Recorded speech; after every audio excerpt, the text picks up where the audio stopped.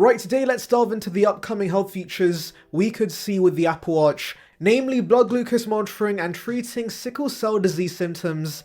And so yeah, let's delve into all of this. So let's begin with the study conducted by researchers at Duke University's Day Hospital. They tell us the Apple Watch could treat a key complication caused by sickle cell disease, and basically they collected data and found out the watch can use machine learning to discover trends and predict pain among people with sickle cell disease, and that could be an early warning sign and enable treatment via painkillers and saline hydration, and this prevents the disease becoming more severe. So in a way, this will be similar to the ECG, because that also tells you about irregular heartbeats, reminding you that you should see a doctor before this gets worse. And so this in a way is similar to that. The data collected by the Apple Watch should minimize symptoms by the disease. And by the way, the research was conducted by patients using Apple Watch Series 3s, and so really all Apple has to do is give us a software feature with the Apple Watch where this data can be easily collected, and it provides useful notifications for sickle cell disease patients. And that's not the only change benefiting consumers.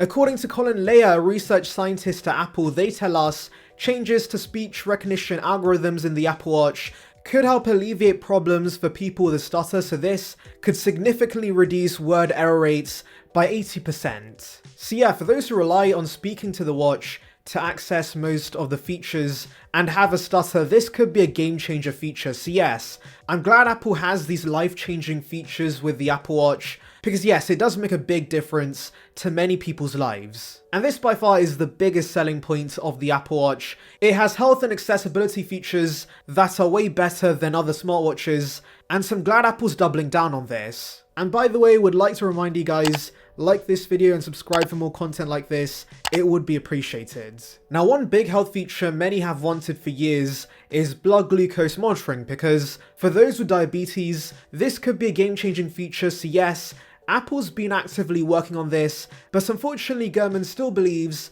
we are not going to see this feature anytime soon. So Apple's actually successfully developed a non-invasive method of blood glucose monitoring. Basically, they're using a silicon photonics chip to shine light from a laser under the skin, and that determines the concentration of glucose in your body. However, the big issue Apple has right now is the fact this is way too big. Apparently, the first prototype was the size of a desk, and they managed to shrink it to the size of an iPhone, I believe, but obviously it's going to take a few more years to get it to fit in the Apple Watch. Also, apparently Apple needs to perfect the algorithms and also the onboard sensors for this tech, but ultimately Apple can take their time with this, because whenever it does launch, it is going to be a game-changing feature. So yes, I'm pretty excited for this, especially for the lives it could change. Anyways, let's delve into your questions. So David says, I was already planning to get the iPhone Ultra, but will probably hold on to it for as long as possible, which is why phone subscription is a non-starter for me with the cost of living crisis. I can't see a lot of sales this year, and he's already seen discounts on the Apple Watch Ultra. Now, regarding your first point, I do understand that iPhones can be kept for years nowadays, and so you can easily keep the 15 Ultra for 3, 4, even 5 years, and upgrading on a yearly basis just isn't for everyone. And as I've said in previous videos, I'm sure Apple understands this, and that's why they're leaning into services. And when I say services, I mean iCloud, Apple TV Plus, Apple Arcades, Apple Music. That's recurring revenue for them all year round, and you don't need to buy new hardware, so Apple's fully aware of this. And this is kind of related to your other point regarding sales units being pretty low due to the cost of living crisis. And yes, I do agree with that to an extent, but of course, remember iPhone 14 demand's still very strong, and really the only thing affecting shipments is of course the supply constraints. And also remember that many consumers are not paying up front for these phones. They're trading in devices, they're taking advantage of deals, they're paying monthly for these, and so yeah, basically apart from us techies, I doubt that many are going to be paying $1,000 up front. And regarding discounts on the Apple Watch Ultra, do remember that's a niche product. Most consumers are not going to spend $800 on a watch. It's for those who do extreme sports, and so discounts on that make sense, but we rarely see discounts on new iPhones, and that's because the demand's still there for the product and they don't need price cuts. So at User says, if Apple really thinks cameras are so important, why don't they make a pro camera mode?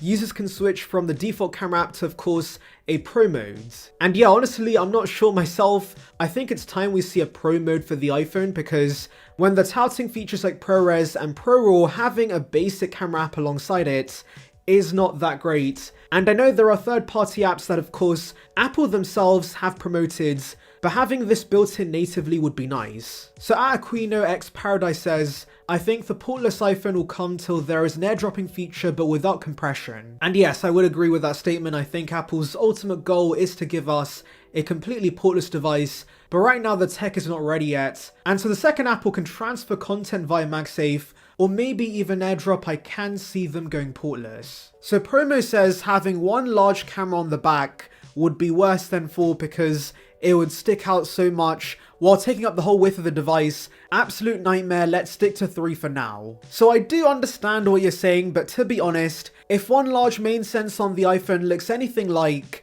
the Xiaomi 12S Ultra, I would not be against that. I think it looks pretty nice, and considering the camera bump in the corners getting bigger and bigger each year, I do think eventually when the cameras get too large and 4 lenses might be too cluttered, this is the way to go. So Push Digital Audio says, the iPhone looks virtually the same from the 11, 12, 13, 14. We need a major redesign. I would argue the lack of a design change is a major reason people don't upgrade, because there's not enough separation between looking boss versus peasant. Now honestly, I doubt people care about looking boss with the iPhone, because yes, it's nice to show off your new phone to friends and families, but after a few weeks, that kind of wears off and it just becomes a tool in your life. Really, the only people that care about this are probably kids and enthusiasts like ourselves who can tell the difference between these phones.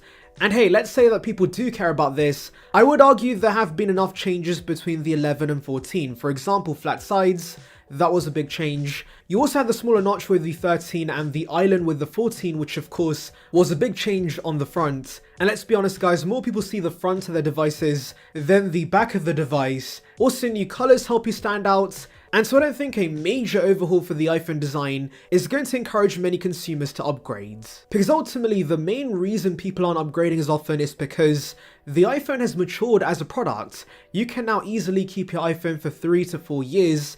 And so Apple can do whatever they like with the new phone, but people don't need it because their current phone works perfectly fine. And yeah, I think Apple knows this, and that's why they're leaning into services.